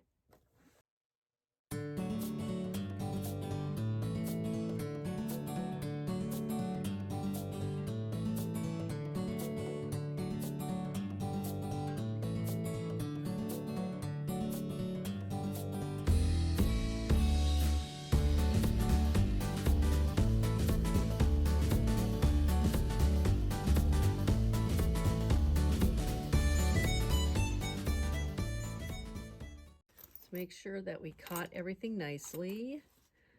Now we want to pull the binding around to the front, and I'm going to turn it like this because this is how we're going to sew it. Top stitching along the folded edge. So I'm just pulling the binding over just enough to cover our seam line and keep it pretty level all the way along the bottom of this pocket.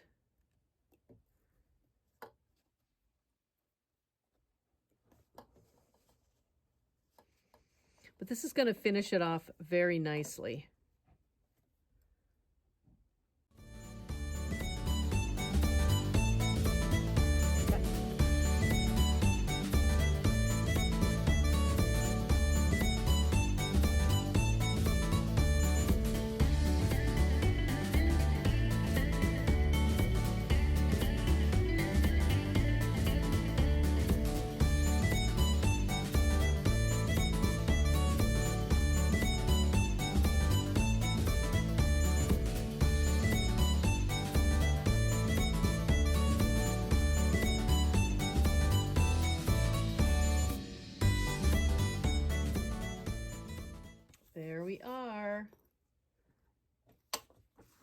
water bottle pockets. We're bound on the bottom, and this pocket is ready. We are now on the home stretch of making this organizer, and I'm really getting excited about this. We have the pocket sets completed, and I've taken a moment to mark the main fabric of the organizer. Now, this is our quilted fabric, and it should measure 23 inches by 15. I've taken a long ruler and my chalk and drawn a line across the width of our organizer, 9 inches down, 9.5 inches down, 16.5 inches down, and 6 inches up from the bottom. Now this could be 6.5 inches up from the bottom as well. As long as we have those 4 markings, that is what's going to guide us to add our pocket sets to the front of our organizer. So the first one we're going to attach is pocket A, which is our vinyl pocket. And I want to stop and make mention here that I made a mistake earlier in this video. I believe I showed attaching the binding down on the bottom portion of this pocket, but I did it wrong. And so I went back and unpicked everything and redid the binding. So now it looks the way it's supposed to look. Okay, so we're going to place pocket A on the 9-inch line, and there may be some excess on the left and the right and the top of the pocket, and I can tell that there is. But the goal is to make sure that the bottom of our pocket A is lined up on the 9-inch line. With the pocket in place, I'm actually going to clip along the bottom 2 edges here, because I can tell that if I were to turn this over, look at the amount of excess. So stitching 1/8 of an inch away from this particular edge is going to get me nowhere. So what I'm going to do is I'm going to stitch 1/8 of an inch away from the bottom edge of the binding. So we'll end up with a double row of stitches. And then I'm going to come back over here and trim away the excess, and then continue by stitching 1/8 of an inch away all the way around. Our next pocket is pocket D, or B and D, and it is the bottom pocket. The line that is marked at 6 inches above the bottom, that's where we're going to place this pocket, and just right at that line. And for this particular pocket, you're going to notice that the sides and the bottom are flush with our main organizer. So take some clips and clip this in place.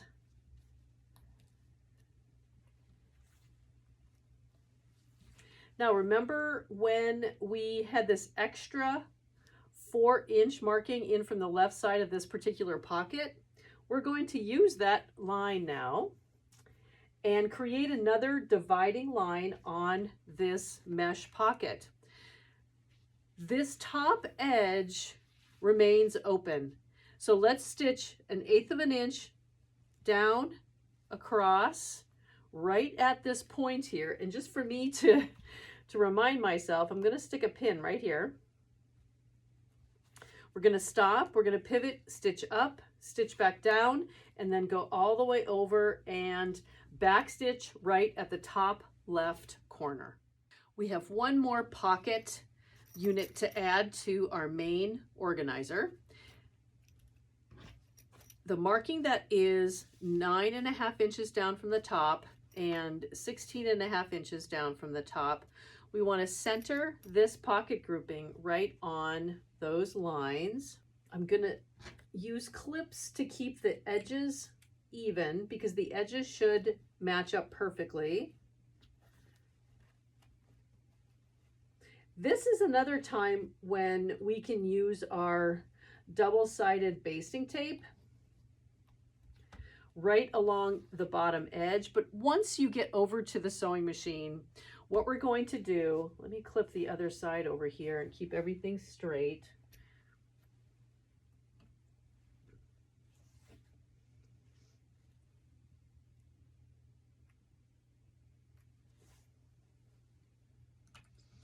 I can already see what's about to happen when we stitch this in place. Okay, the instructions in the pattern, and I'm turning this for one reason. The instructions in the pattern say to start at the upper left corner of this pocket unit, stitching an eighth of an inch away from the folded edge, all the way across the top, down the right side, across the bottom, and then back up the left side. Eighth of an inch all the way around. But it would be, I think, beneficial if we used some of the basting tape, and this is your choice. I think I might actually use some basting tape to make sure across the top of this pocket that everything stays in alignment before we jump over to the sewing machine. You can use pins. For example, the heavy duty pins would be perfect for this because we're going through so many thick layers of fabric that you can use something that is longer as a needle and a lot stronger to keep these in place, because otherwise it may ripple on you. It may not look straight. And so we want to make sure that everything is straight and in alignment. So whatever you prefer, definitely use that method. Double-sided basting tape is perfect for this particular use. So we're going to start over here, upper left side, eighth of an inch across, down an eighth of an inch, and you're going to have to move each one of these pockets kind of away from your sewing machine as you get to this position, an eighth of an inch away. It's going to look really great because every one of the finishings have 2 lines of stitching and everything just looks so wonderful.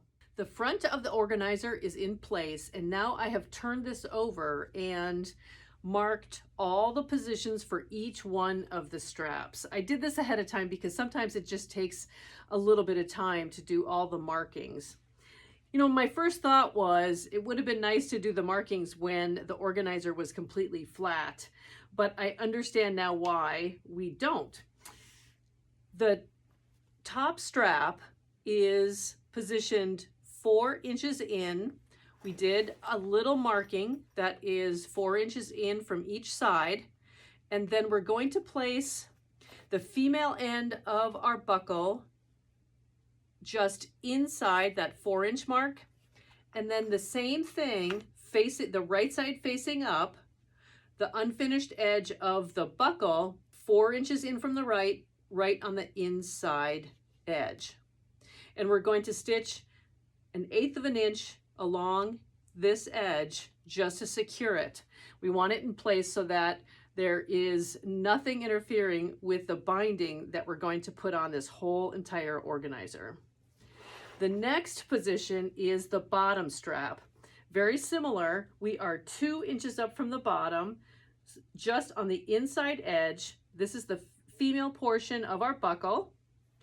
And we're going to stitch an eighth of an inch to secure that. And we've opened up, this is the raw edge of our strap, right side up, and position this 2 inches from the bottom. Everything's going to match here. Everything will match there because that goes around the headrest of your car. Now the center is, this is the stroller strap. So if this organizer is used on a stroller, this is what we're going to use to secure it. Now, this is positioned, do you see pocket right in the center that has F and G in it, the water bottle pockets? We're going to position this right below the stitch line of that zipper. You can see the stitch line on the back of our organizer. Just put it right below that stitch line. Same on the other side, right below that stitch line. And these will match up. Doesn't look like it right now, but I'm going to jump over to the sewing machine, tack each one of these down, and then we're going to come back to the table and we're going to streamline the top edge of this organizer before we add the binding. We are almost done. Next, we're going to add shape to our organizer, both at the top and at the very bottom edge. I have already marked an angle to cut. Measure 1 inch in from the left side and 1 inch in from the right side and place a mark. Use a ruler, and I am starting right from the top of this binding over to that line, and I drew a line. We're going to use that as our cut line on both sides, okay? On the bottom edge, these are rounded. So her pattern instructs us to find a 3.5 inch round circle. And lo and behold, an Annie spool of fold over elastic is 3.5 inches. So I'm going to line this up. I don't know if you can see this from above, but I'm going to line this up right along the edge of our organizer, and it actually comes right to the edge of this strapping. So we don't want to get anything into that strapping. So I'm going to use a pencil. Well, that won't work on our mesh. I want to use our chalk and draw a circle to give us that curve right there. Can you see that? There we go. And then on this side as well. And you know something? I think a pen would be just as good because we're never going to see it. It's going to be inside our binding. So I'll do another one on this side. I feel like the chalk is not giving us enough definition. I wonder if I'm out of chalk. Okay, nope, I think I can see those. I'm actually going to cut this away before I go to the sewing machine and stitch my 1/8 of an inch, just because I can see it right now, and the more I move anything that has chalk on it, the more the chalk will move. So I'm going to cut right on that curve.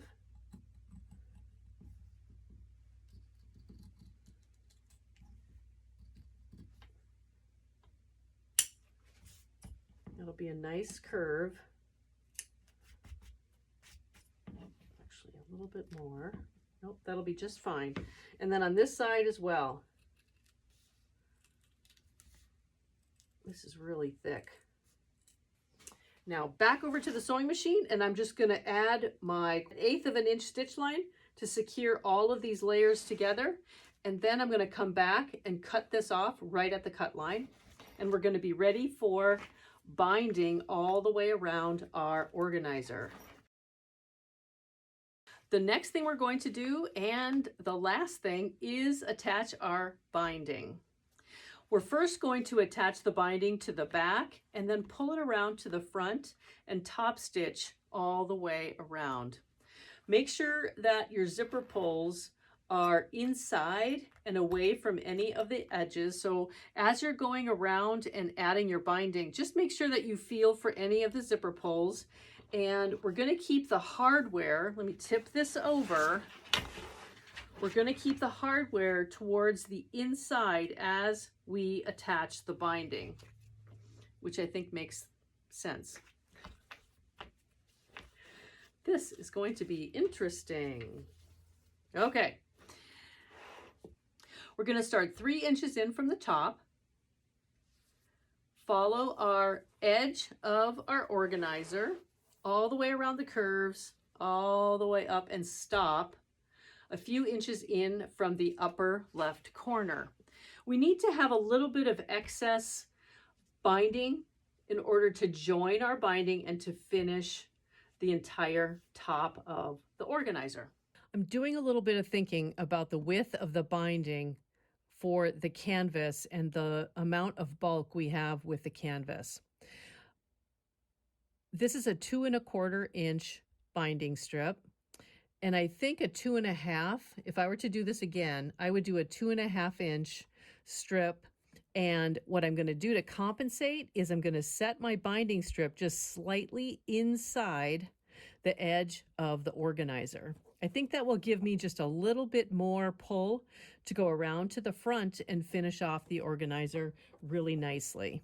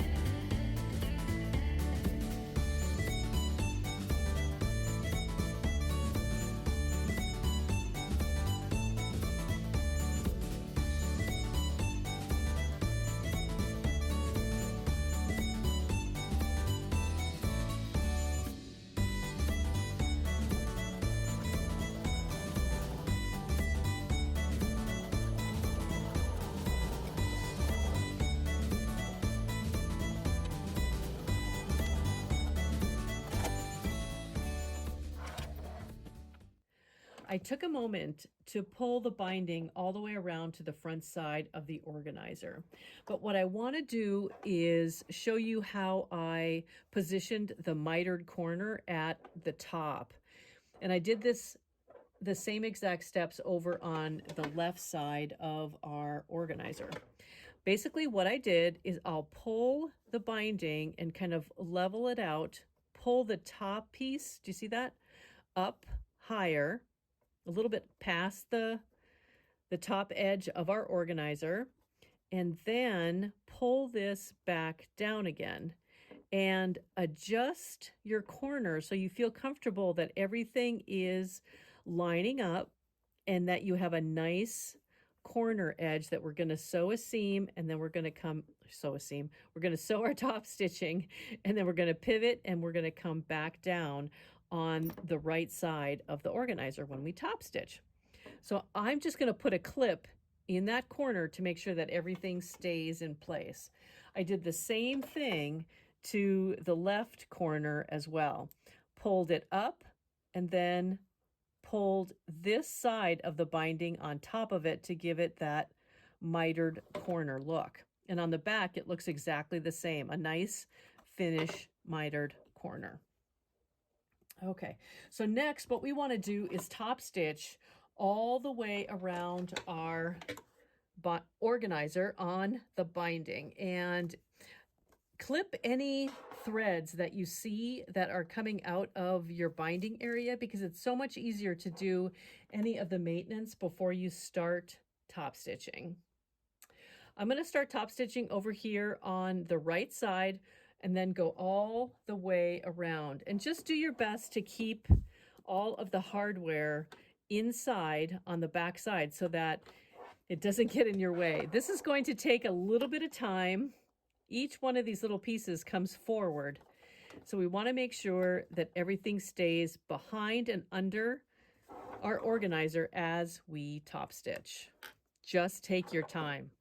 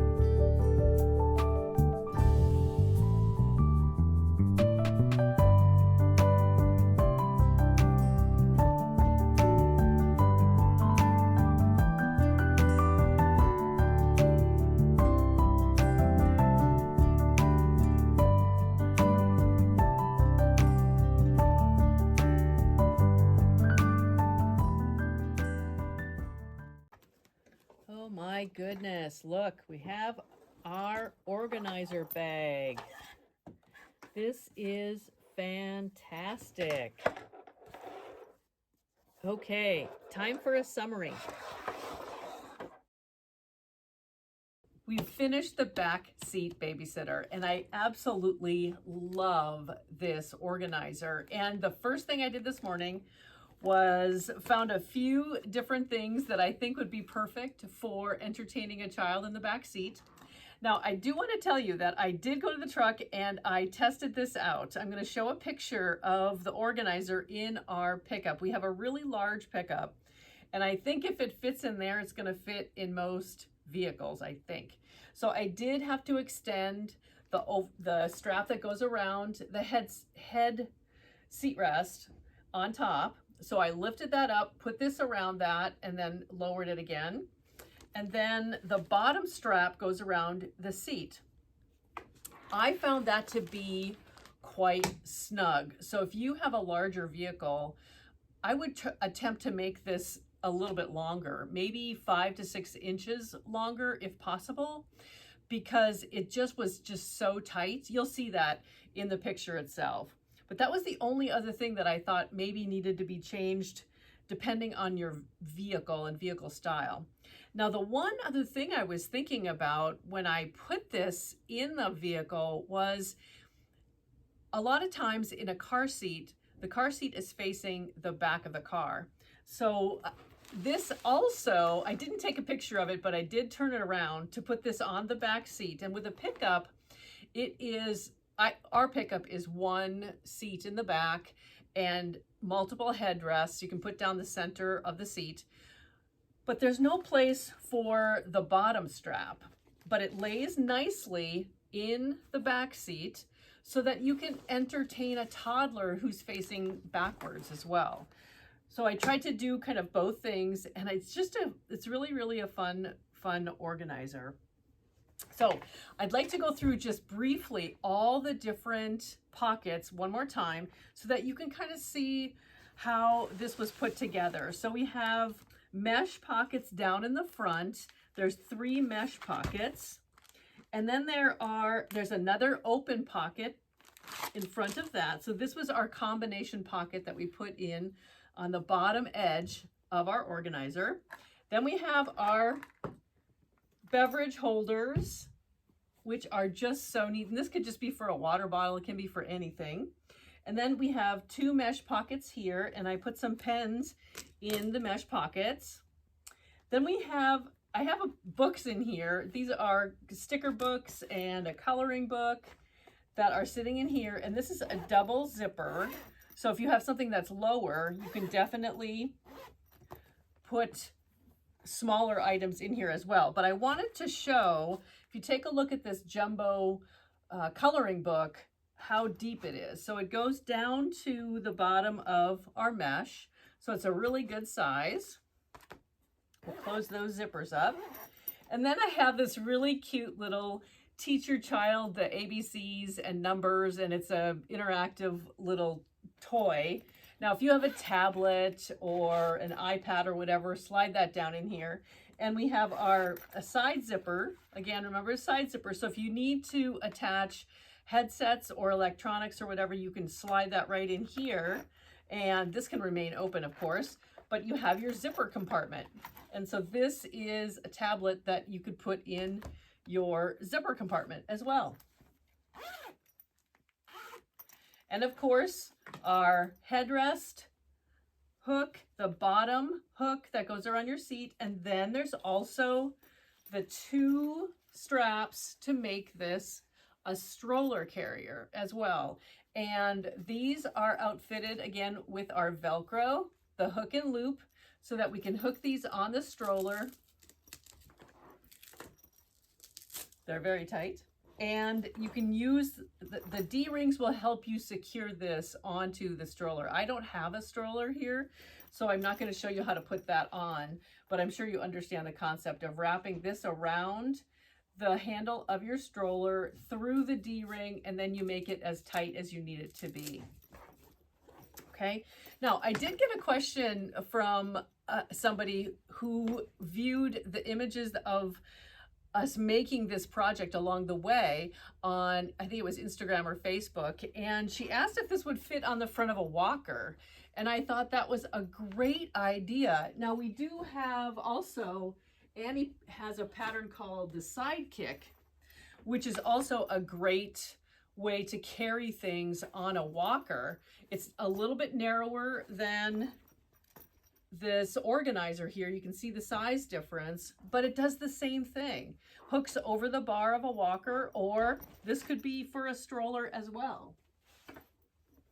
So you have a couple of options of things we could do with this, but I think this would be a great way it's 15, let me just step back. It's 15 inches wide, and I think a walker is going to be wider than 15 inches wide. So this could actually sit on the front of a walker as well. Whether or not you have it facing you or the other way, it would be great. And you can use the strap to keep this on the bars of your walker as well. So I think it's a great multi-use organizer. You can hang this in a closet to hold anything. You can do so many different things with these organizers. Now, I'm going to slide this away here, and I do have to apologize. One of the steps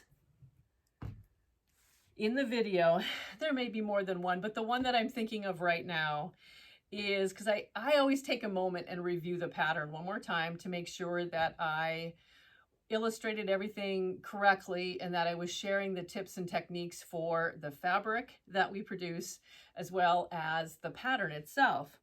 And I made a mistake, and do you see how the bottom of the bag has rounded edges, rounded corners? I also should have had rounded corners on the top edges. And I should have realized this when I was trying to create a mitered corner with the binding to finish off the top edges of the organizer. I have never put a mitered binding on any ByAnnie product, and that should have been like a light bulb moment, but it wasn't. I just did my little mitered corner like a great quilter, but I think it looks just fine.